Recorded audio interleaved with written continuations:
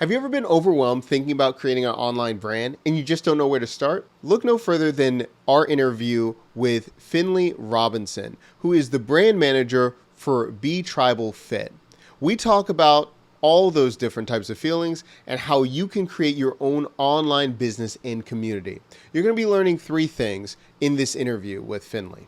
Number one, how they got started and created their online business during COVID. Number two, lessons you can learn for creating your own online business for your skill. And number three, the mindset that you need to have in building your own online business. And if you're interested in creating your own one-person media empire, check out our brand new YouTube channel, DIY Media Makers, where we go through all the steps in creating your very own empire. Let's get into the interview. Hey, everybody. It's your boy, Doc Williams. And today we're going to be talking to another entrepreneur, another brand about how they are creating their community and their online brand. So today we have the pleasure to be with who? My name is Finley Robinson. Thanks for having me, man. I appreciate it a lot. Thank you so much for being here, man, and taking the time with us. Absolutely. So, Finley, just tell me a little bit about your background and what brand we're going to be talking about today. Yeah. So for us, we're a two-person team. It's me and my wife. For about 20 years, we've had our hands in several different businesses, pretty much centered around my wife's gifts and talents and skills. It was something that we kind of stumbled upon. We didn't kind of intermarriage like, hey, let's do this thing together. But some of just kind of my entrepreneurial drive and honestly, just her, I think she's just super talented. I kind of wanted to combine those two things together. So she had an art business kind of early in our marriage. She was a photographer for almost 12 years, something like that, which those skills were translated nicely into today's just kind of digital economy. And for the past 6 years, we've had a fitness business kind of centered around a lot of her fitness creation and passion, and just willingness to kind of be a spark in the lives of a lot of women. So that's what we're currently up to. Who knows what's coming next? But that's what we've currently got happening, man.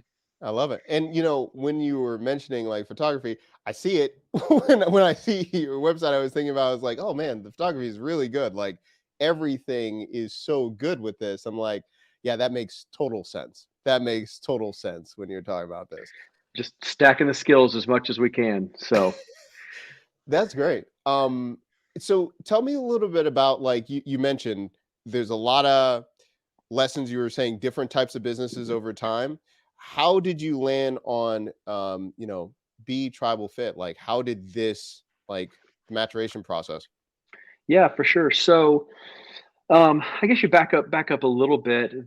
We had a photography business that fit really well with our season. When our kids were little, it made a lot of sense for us to have an opportunity to, give my wife some space on the weekends. Like she could leave the house and then had something to do. She stay at home mom, and this was great for her to have something to do during the week, just something to work on, something to generate some revenue, income, and some just purpose and projects. And as our kids were getting older, it was getting more difficult. You've got conflicts on the weekend with sports schedules, and it's hard to manage all that kind of stuff. And our kids would be gone all day at school. They'd come home, and then she would have to leave to go do the photography job. So it was kind of sunsetting a little bit. And then honestly, we got to a point where we just said, I think we're done. I think this is over. It was hard to kind of turn that off a little bit. She just got to a place where she was tired of certain pieces of the business. Like you just, at some point, the business payoff compared to the business effort just gets kind of disjointed. And so we pretty much kind of packed it up for about 6 months. And about this time, we just kind of started talking. We weren't intentionally exploring a new idea, but um, she had some women that were asking her. So my wife has taught for well over 10 years, just kind of a local gym, like a fitness club. And she had some women that were asking her to train, like asking her to train them. And so she started kind of meeting locally on a small scale with them 3 times a week. And she'd show up and they would pay her and she'd work out with them. And then we started adding a few more other small local groups. And just, we have a community heart. Just see the benefit of people, what happens when you get people together, kind of heading the same direction, wanting to achieve the same thing, pushing each other, supporting each other. There's just a lot of our kind of faith background. Some of it comes from just what we believe and what we've experienced in our own home. So for about a year, she did that. She was kind of traveling around locally, and I told her, like, hey, we've hit a threshold. Like, there's only so many hours in the day that you can do this and so many places you can drive. This is great, but from an income standpoint, this is the ceiling is super low. And so that's when we started exploring the digital space, what it would look like. We had some, of the digital background. What would it look like to begin to put a membership together, create videos, recurring revenue, and everything else that we're going to talk about from there. So that was kind of the pivot. We put, one business went down. We kind of slow started on a local level, and then said, hey, the internet is a really big place. Maybe we should have some space there. So that's kind of how it all started, at least the trajectory of how we got here today.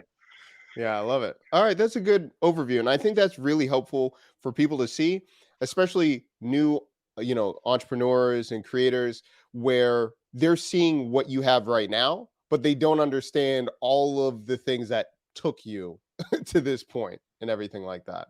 For sure. For sure. Yep. So tell me about, like you were saying that, okay, doing classes and then exploring getting online. What was the first like product or service? Was it the community first? Was it videos, one to many? Tell me about what the first product Tell me was. how we kind of did that. So, I mean, honestly, the very first thing that happened was my wife, she teaches hour-long classes at the gym, but she filmed a couple of shorter kind of 20-minute videos, and I think we uploaded them to Facebook, and we just said, can we make a video and upload it?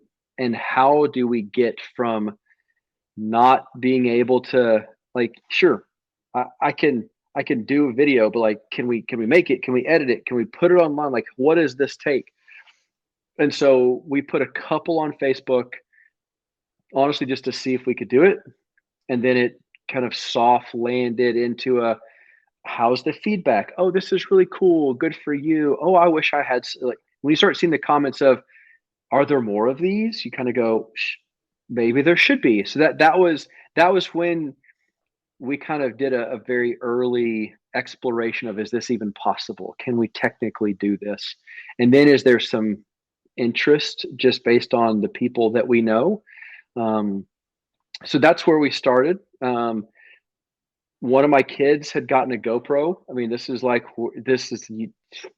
real deal, man. Like, one of my kids had gotten a GoPro, and we set it up, and that's what we used to make some videos. It wasn't a phone. We didn't have DSLR and all of the other stuff. I mean, it was like, we're going to see. And then you realize, oh, the sound is really bad. And then you get an external microphone. You're like, oh, that also doesn't sound very great, but it's all that we've got. And so you just started, and you just start making stuff, and you've got to decide, do I want to learn bad enough how to make this better?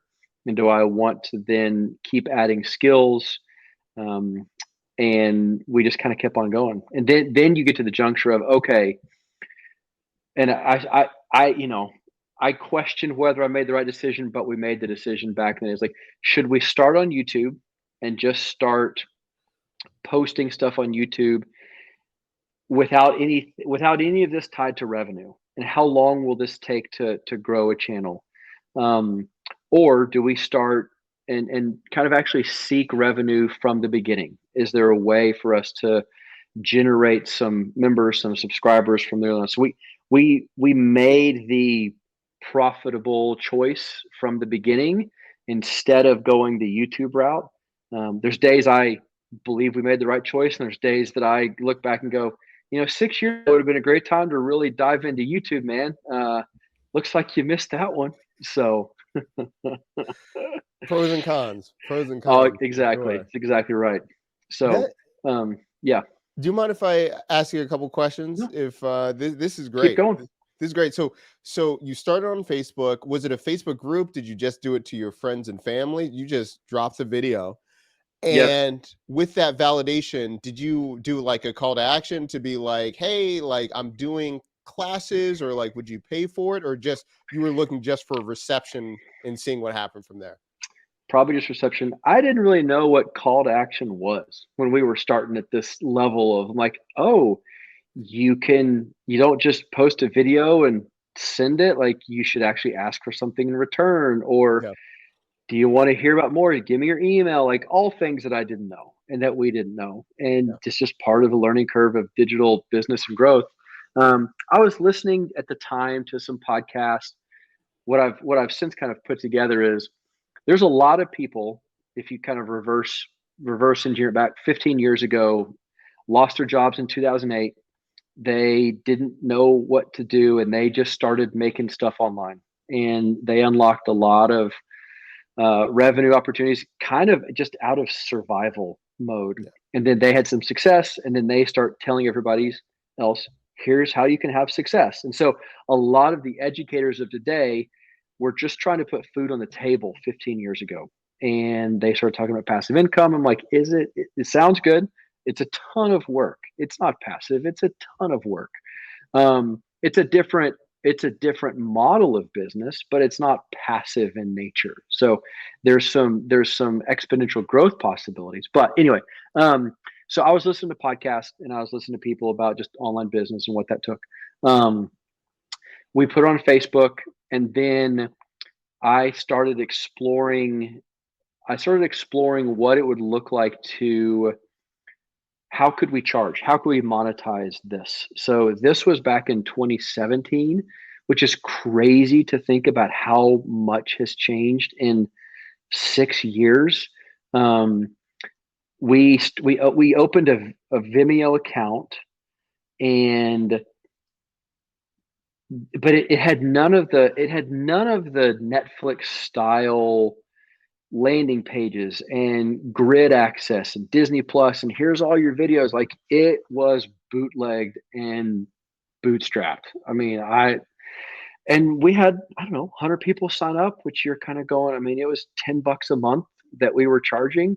Um, so we started on that, and then pretty quickly after that learned um, that Vimeo had just bought another company called VHX that was kind of one of the first versions that we found on the consumer side, kind of the consumer creator side, that we could use and leverage for our own platform. And so we were on just kind of this dumpster fire Vimeo site for, I don't know, 6 months maybe, and then moved over to VHX, and we're there for about 4 years, and then we're about 2 years on Uscreen is where we are now. So, which has been great. Yeah. This is really good. I appreciate it.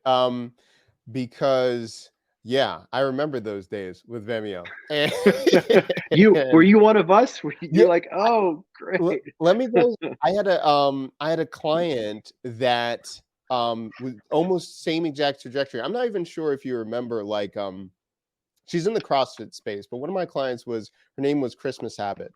And so she did like CrossFit, and then she was, I guess, the first female NASCAR pit crew member. That was like her claim, and then she was on Big Brother. Anyway, the point is, she tried to do this, and Vimeo was our first stop. First, it was a WordPress site membership, and it was just cobbled together with a Yep. video player. That, don't get me started about the security risks with WordPress. And then we went over to Vimeo and VHX, and there was just so much friction of like what we wanted. What, I'm not sure how you felt, but like I would look at the mock-ups, I'm like, yeah, that's kind of what we want, but like it never looked or performed the way that like the demos were like, this is what your brand's going to look like. And hmm then we around 2020, Uscreen, I was doing some stuff, and that's how I discovered it. So that's pretty funny. Very interesting time. Yeah. Yeah. I mean, Vimeo was like, great. It was just a video company. You could just store your videos and pay them to do that. They didn't have any of the outside, you know, box and everything else that's like customer facing that always just seemed to be kind of lacking. So there's more thought that goes into the whole user experience now, which I appreciate. Yeah, yeah, definitely. Definitely, definitely. Um So let's talk about, okay, so you just mentioned the first offering. Could you talk about a little bit when you were thinking about how much it was and like the pricing? How did you come up with the pricing? You mentioned $10 a month. Did you test it out or just like $10? That seems reasonable. Let's just go with it. Yeah, that's a great question, with a lot of layers, uh, that I would think through. Um, I would do it very differently, knowing what I know now. Going back in time would be wonderful. We we priced it at $10 because I think for two reasons. One, that was kind of the growing subscription rate for videos at the time. I mean, we forget that Netflix used to cost $10. Disney Plus didn't exist. Hulu wasn't a thing. And I mean, I priced it $10 because it was what people were paying for Netflix and Spotify. I mean, I didn't really think through, hey, this is a gym replacement. Gyms, there's some gyms that are $10 and most are 60 and a lot, some are 100. Like um it was a I won't call it a rookie mistake because rookies make mistakes. That's the whole point. But it was just it was early learning curve that I just didn't. I compared it to something similar in nature from a video standpoint, but not from a market, or an industry standpoint, I guess is the way to kind of look at that. Fitness cost versus Netflix. I didn't think of it the right way. And then I think there was a lot. I mean, this will shock you. We didn't raise our price until last year. I mean, I kept it at the same level for 5 years, and I think a lot of that comes through in the fact that, like, the way my wife and I we allowed the way we think as consumers to dictate the what we were willing to do as business builders and owners. And we kept the price too low for way too long. And it was difficult, I think, for us to kind of learn some of our own money beliefs and business beliefs that have made their way into how we've structured. Because I'm going, if we had, I think we should be. I mean, the market now, we should be charging twice what we charge, but we're not, and you're afraid to chase off your customers, and that's just difficult. Like, you bring your own business background, personal beliefs, and market. When you're building something you don't really know. So yeah, that's kind of that's kind of how we got there. That that's probably one of my biggest lessons and regrets, or just like, this is what happens when you want to start and you're in for a penny, in for a pound on all of it. The learning curve for every single bit. So Well, let me ask you this.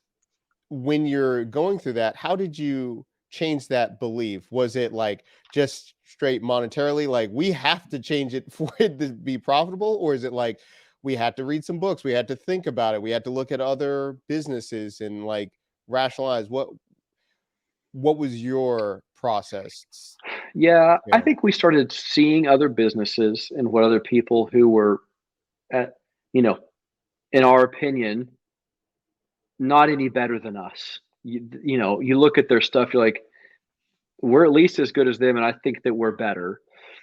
Charging two, three, 4x what we were charging. And so you're kind of going like, people must be paying it on some level. Then there's the technical side. How do you increase the rates for your current customers? Like, there's the friction of, it's not as easy as you would think to just raise the rates on an ongoing membership. You've got to communicate it. So there's that piece that goes out there with it. Um, and then I think, honestly, what finally kind of really forced us was, I mean, the last 2 years, I mean, inflation in our country was just out of control. And when I start, you know, we got a family, there's family, five of us. We would go to the grocery store, and the same, grocery basket that cost $300 now costs $400. Like, we're buying the exact same thing. It costs us 25% more just to walk out with the same stuff every single time. kind of looking at my wife going, everyone else in our entire life has raised prices by 25 to sometimes 50%. We haven't raised our prices. Everyone else is raising their prices. Like, it's just expected at this point. So some of it was just, you kind of get caught in the market inflation of things. Um, so I take that back. Did we start at 10? You know what? We started at 12. We started at 12, and the reason I said 10 was because we brought home $10 because I had to pay Vimeo $1, and then there was, credit card processing fees, and so I charged 12. I think we brought home $10.34 a user or whatever because I had to pay them $1. So anyway, we charged 12. So we raised it, year and a half, year ago, whatever, from 12 to $15. Oh my, look out. Just getting crazy. It's wild. $3 more. So anyway, it was 25%. And I was like, this is what we're gonna do. So Yeah. that's how I at least finally twisted my wife's arm enough. She's like, I don't know. People are gonna be mad. I'm like, no, they're not. Like, I mean, you might be right. You don't want to tell your wife she's dead wrong. Yeah. That's always a bad plan of action. But Yeah. Peace in the household. Peace in the household. that's right. That's right. Let me ask you. So because that's definitely a component of when you're figuring out pricing, and I think it's psychological for yourself, for the customer, figuring out if it's like that $12.99. Like, it's all this psychology of money. What did Hmm. you find with the community after you raised the price? Was there a huge backlash? Was it just like, hey, like everyone's like, yeah, that life goes on? Like, Psychology of money. yep, yep, yep, It's a good one. exactly right. That's It's exactly here. right. What's up, Morgan? It's really good. There was no backlash. I mean, I say no. A handful of people, probably rolled out, but we kind of I feel like we worked hard, tried to communicate, just wanted you to know. Um, well, yeah, I mean, we raised our prices and communicated it to our customers and gave them the reasons why. It's like, we haven't raised our prices in 5 years. Meanwhile, everything else has gone up. And so, and for the most part, 95+% of our people just kind of kept on cruising with it. So, I but love it. it's scary. It's really Yes. scary. I mean, you just like, I can say that we're okay on this side, but when you decide to do it and you have to execute it and you put the plan of the action, you don't know. I mean, you don't know. So, and it was kind of spooky. So, Yeah. Could you talk about, because like you said, the economy is one thing, like it's just there's no way getting around it. When influencers, some people are doing this as like a side hustle. They're doing this to like have to have a full-time income with hmm creating their own brand. Could you tell me a little bit about like how you have thought through like streams of income? Is the membership the main one, and then you have like spokes, different things like merch and all those things, or have you hmm kept it like simple and you're like, listen, stress, we're doing one product, we're gonna keep it that way and go from there? What have your right. experience or thoughts on that? We tried a few different things. With mediocre success along the way. We've had some merchandise that we've sold in the past. Some of it we used as kind of giveaway to special, members or, that kind of stuff. It really was never, um, you're selling a video membership. And so selling merchandise is nice to have. You kind of feel sexy. You're like, Mm, hey, I've got something here, but it was just a break even at best. I mean, what we had to pay for it, you got a bulk order, you got to pay for shipping. Um, People wouldn't really buy unless there's a discount because they just don't think about it. And it's just like, you're not a merchandise. You're not a brand built around that. So we did make a run at that. Probably got like 3 old shirts or 2 sweatshirts or something like that sitting around in an old closet. It was not a profit. It was not a profit center for us.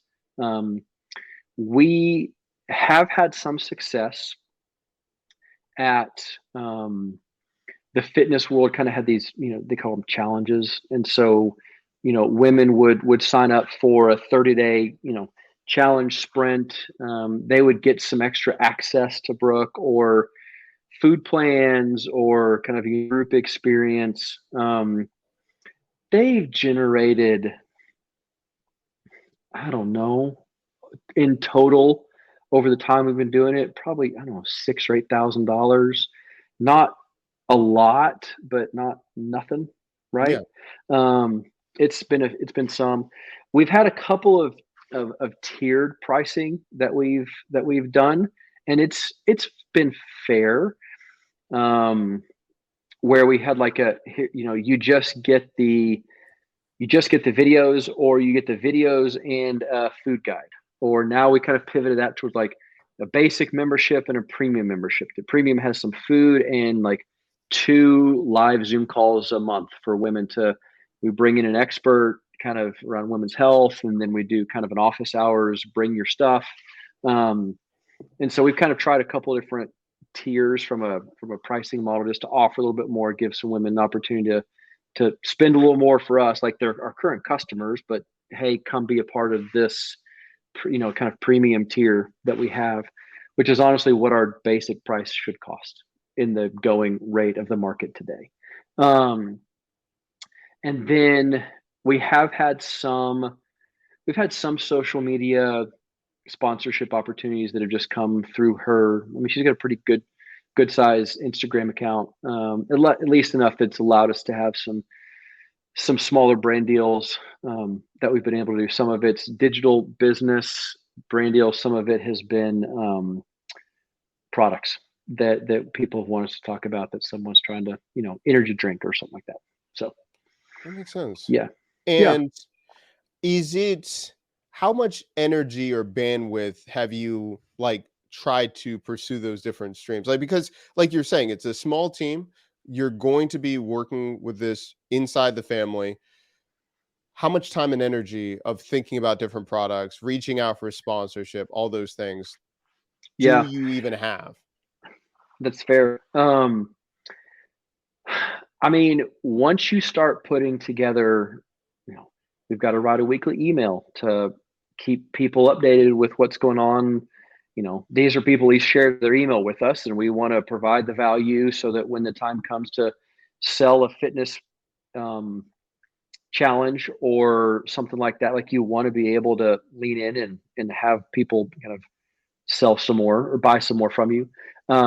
Most of the sponsorships have come to us. We've pursued a couple, but I'd say 80% of the sponsorships have been people reaching out to us. Um, I've put quite a bit of work into just the membership tiers a little bit, because the idea was, can we just get some more leverage out of these videos that we currently have? So can we put so much work into the videos that get made and filmed and uploaded and timers added and all that kind of stuff. Like, can we do something that is just like 80% of the work is already done in the videos, but can we tack on enough enticing value to somebody else to be able to say, hey, here's the, I'm willing to spend a little bit more to get these things that don't take as much effort on our part. But a lot of the effort, honestly, has just been trying to grow the top end of the funnel. Can we get people who are interested to sign up? And it's been more competitive since COVID, for sure. We probably had twice as many members during COVID as we do today, just with the way that all kind of has worked out. All the gyms were closed, and my wife and I looked at each other like, oh my gosh, look, it's just like, just people are just signing up like, this is the greatest. I can't believe we're here. And then slowly over time, people find another online, or they want to go to the gym, or fitness is a very cyclical business. And it's not just women, it's all of us. Like most people tend to think, I'm going to join a new gym and it is going to be the secret that I've been missing for the past 5 years. And I'm going to want to show up and the pounds are going to melt off and I'm going to get fit and everything's like, no, you had everything at the old one. So there's a lot of coming and going. People will sign up for our membership and they'll stick around for 6 months and they'll leave for 4, then they'll come back. And there's just like, it's nice to be able to turn it on and off. Like, but it's not we found, particularly with what we've chosen to create, it can be difficult to convert, and it can be difficult to contain, like reduce the churn that just happens for sure. So That's really interesting. Yeah. I I feel you on that. do you? Thank uh, you. Thank you. yeah, yeah, It's nice to yeah. be seen. That is, yeah, and I think also too, it's it's the emotional roller coaster they had to be prepared for each member, um, because I'm not sure if we talked about this. I don't know before this, but I used to run a CrossFit gym. I had a CrossFit and parkour gym for Okay. about 3 years, and different because it's brick and mortar, but Hmm. definitely, as you can see, even online, it's just who would have known, like, all of the things with COVID in the bubble of like everything going online and then dealing with like the churn rate. And then with the economy, some people start looking at what can they save money on. And then they just look at statements and they're like, can I live without this? Can I live without that?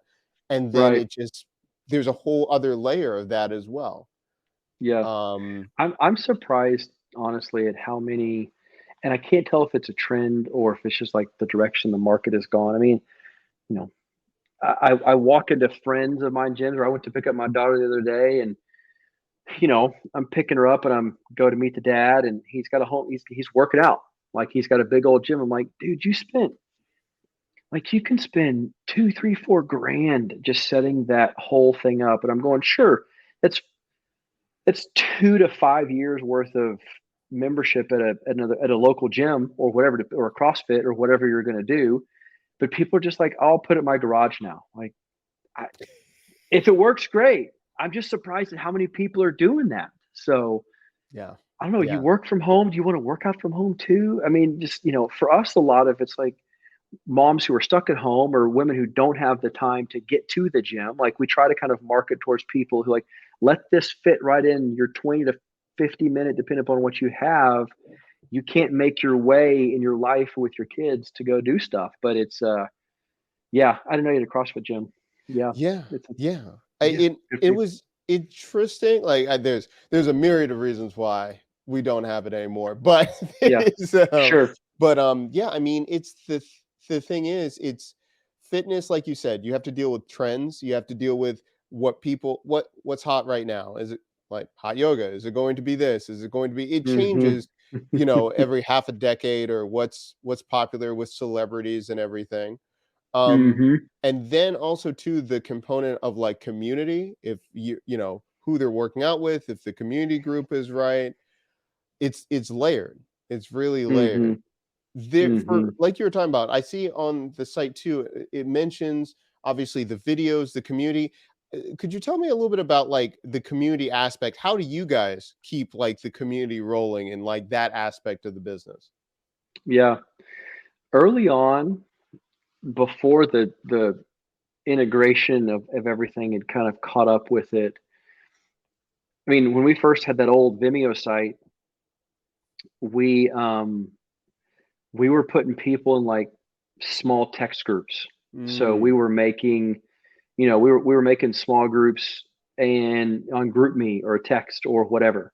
Um and then we moved, then some of these other social platforms started showing up, like Mighty Networks, was what we used. It was kind of at the forefront of the, hey, we're not, don't have a Facebook group, go have, your own community. And so we had our site on that VHX Vimeo OTT. So we kind of had women that would work out here, and they would just promote the community, which was inside that Mighty Network space. Didn't charge extra for it. It's like, you have access to this if you're a paying member over here.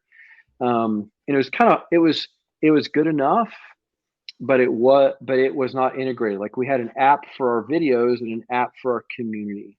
And I remember I was already kind of wanting to leave Vimeo OTT at the time, and I got on like a exploratory call with Uscreen, and literally right before we were about to hang up, she kind of showed me and their pricing, and here's what we do.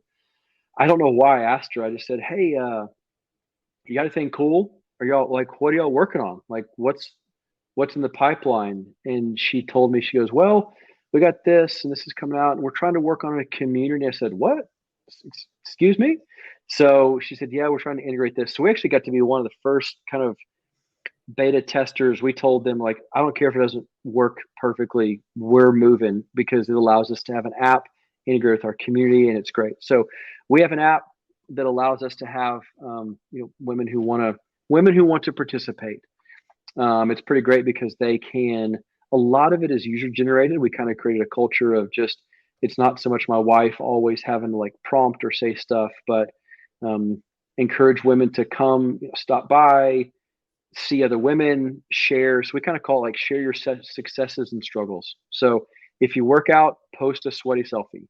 If you're struggling, you've kind of fallen off, you haven't worked out in a month, that's okay. Tell everybody you're back and let's keep going. So a lot of it is like, we've got some kind of key community pillars that show up a lot. And then people, Sam would be one of them. Like, we have people who then can kind of like build off of that. My wife goes in, and that's an old t-shirt that she's wearing there. It's an old BTRIBALFIT t-shirt, but like, you can like, and you can comment, and people, kind of just go, like, it's just that's it. So it's a small percentage, I will say, of our members, we 10% of them are fairly active, and 80, 90% are either lurking or just don't want that part of what we're doing. But we're going to keep promoting it because we think it's important. So I think that makes sense. And, even they always say, like, even like Reddit or anything, you're going to have a huge portion that are lurkers or just want the content, but they're not comfortable sharing, or they're right. just not producers. They don't like making content. They do not like doing it. Yep. So those numbers make sense. And it shows that the consistency and what people are doing. So that's hmm excellent. Yeah. What It oh, stayed go alive, ahead. which has been good. Yeah. I mean, it kind of dips in seasons, like summer, like July. My wife's like, there's nobody on the community. I'm like, it's July. They're on vacation. Like, we're good.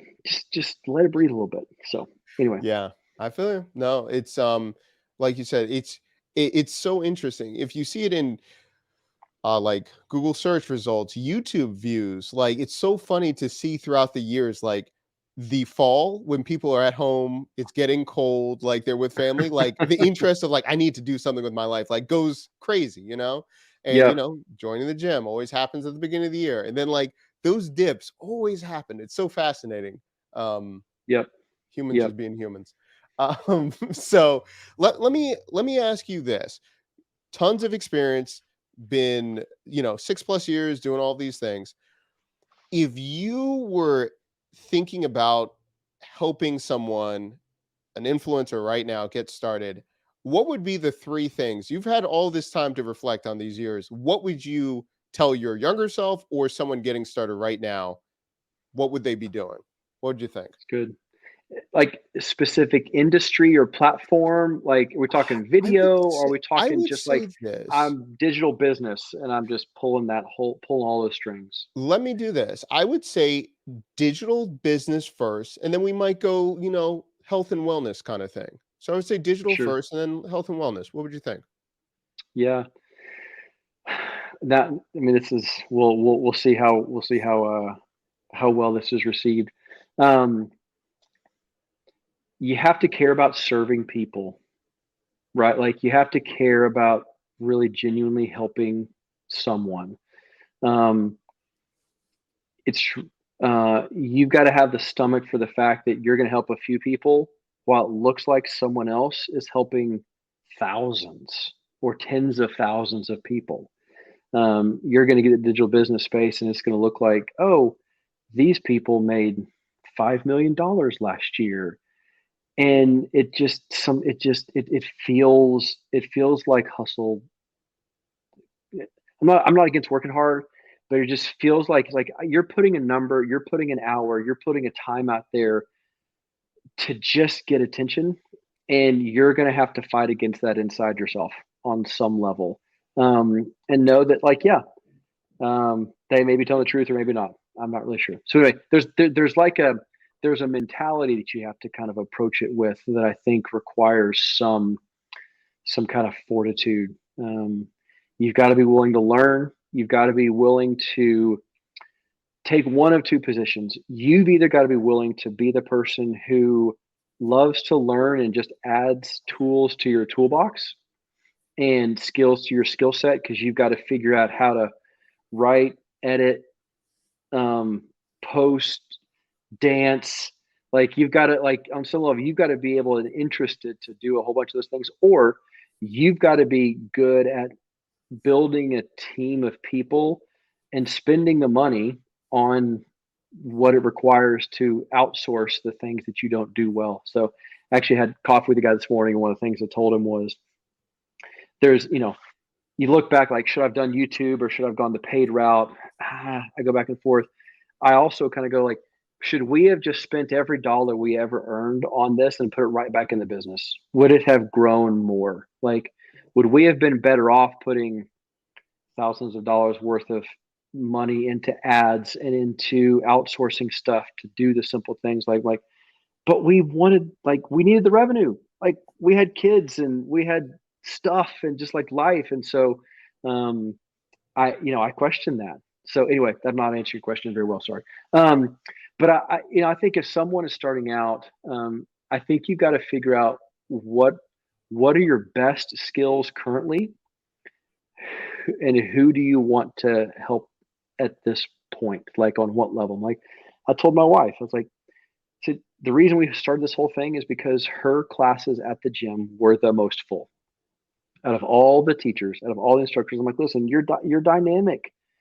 You're so great. And so can we figure out and translate a way to take all of your, just the wonderful things you teach and that come across, can we translate that to online? And so you need to have some skill sets. Like, I've done some freelance work for guys that teach people how to write, and there's a lot of people that want to learn how to write. Like, you've got to put those reps in. And you are going to be like, if someone's getting started out, like, your growth is going to be slower. The learning curve is going to be longer. The people that are teaching you this stuff are people who had skyrocket success, and they are 0.1% of all the people who get into this. And, I tell my wife a lot of times, she gets frustrated by just where we are in our business. I'm like, listen, babe, listen. We probably got into the top 10 or 15% just from a revenue, from what we built, from the skills, like, we made it a really long way. Sure, we're not in the top 1% or 2% of digital earners doing this, but we made a heck of a lot farther and made a heck of a lot more than a lot of people do. Like, that's nothing to be ashamed of. Like, you cannot compare your top 10% to somebody else's top, 0.1%. There's only one Steph Curry. I'm sorry. He's just the greatest 3-point shooter of all time. And he's got a little brother who's really good. He's just not as good as him. And so, even in his own family. And so that comparison stuff is really hard. And then I think the other things I would just say is, like, you can chase a lot of things that you want to start. You can chase a lot of opinions, but the digital business game, and it is a game. You need to learn that it's a game. You need to learn how to play the game. You need to learn that you are playing a game, and you're better off if you have other people to play the game with. I think that's, for all the talk about community and everything that we did, we didn't play the game with people, meaning, like, we didn't find a community to play the game with. We were leading it. We were building the community instead of getting in a community ourselves to, I think you get a lot of reciprocation and a lot of just help and a lot of, like, group learning that comes. So we made that mistake, I think, too. So, yeah. I love your answer. First of all, this is really good, because what I'm hearing from you is, number one, you start with mindset, which was really interesting to me, because it wasn't just like, you have to put this out or you have to think about it. It's mindset and doing all this pre-work before you're just ready to go and think you're going to make money. And I love Yeah. that.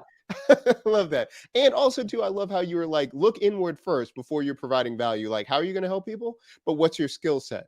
Versus, like, I would love to be a copywriter charging X amount. It's like, well, are you even a good writer? Like what's your background? Can you? What proof do you have that that'll actually work? Yeah, yeah. Those I think are really good building blocks. And I would say I don't hear that advice too much because I don't think it's very sexy for people to think about. Like it's usually like, how can I make my first download, digital download, or how can I do that? How much can I make first? But you're like, let's get everything in order first before you're out the door, before you even start that, which is really Yeah. refreshing. Well, good. It's good. Um, the, I just don't think that I just th- you can follow anybody's playbook. Do this, do this, do this, this. And I know why they're selling the playbook is because it's their business. Their business is to sell this playbook.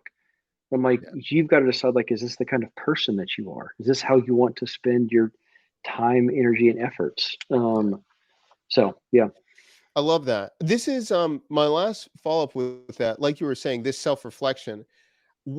How do you and your wife reflect on like where you're going next? Is it almost yearly? Is it kind of like seasonal? Where do you take the time to reflect to see like, what are we going to do next for the next year and a half, 2 years? What do you guys do?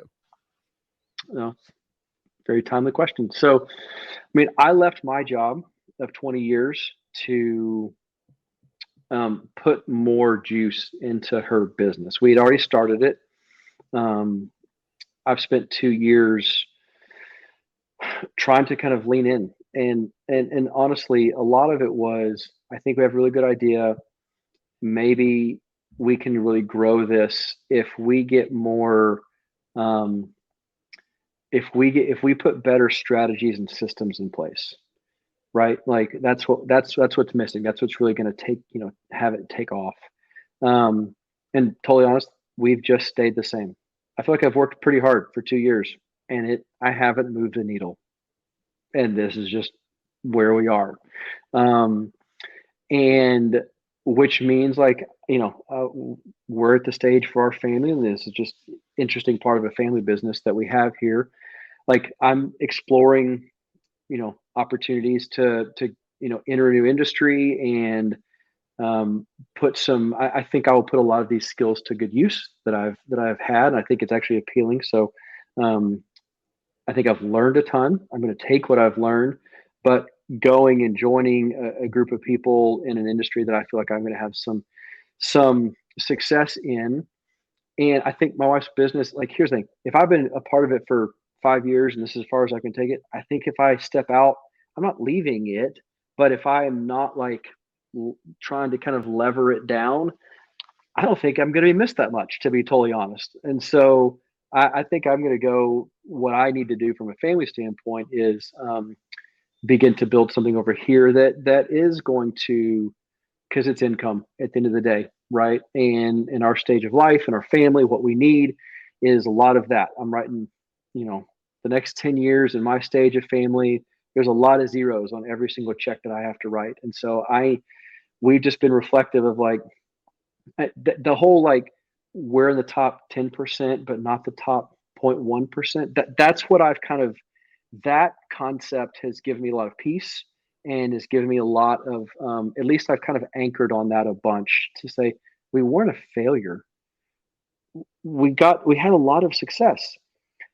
But if this is our ceiling of success, we need to be honest about where we are. And I'm going to go spend some more time working, for, income in a different way than trying to grow this digital business. Like we've grown it, we grew it very well.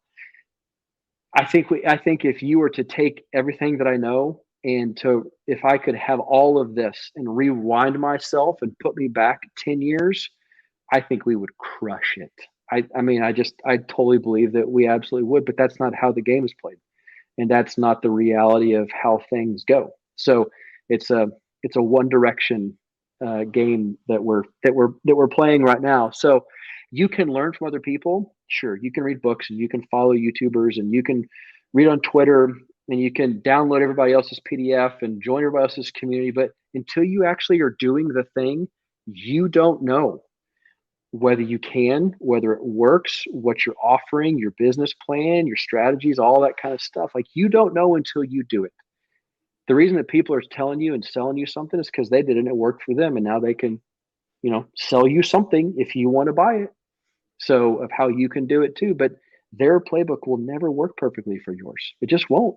So, um, so yeah, I mean, that's as we kind of think through what we've done. And the reason we created the fitness business in the first place was it was a culmination of a whole bunch of things. We said, now we want to do this. No, this is my third business my wife has built. Does she have another one in her? I don't know. Maybe. I don't know what it is or what we want to do. I want it to be real and authentic, and I want it to be um, make difference in people's lives. Our family cares about impact. Like that's a big value of ours, and so we think that can kind of continue. And some ways I can have some impact over here to be able to use my time, and that isn't just trying to figure out how to play this game better. I So love it.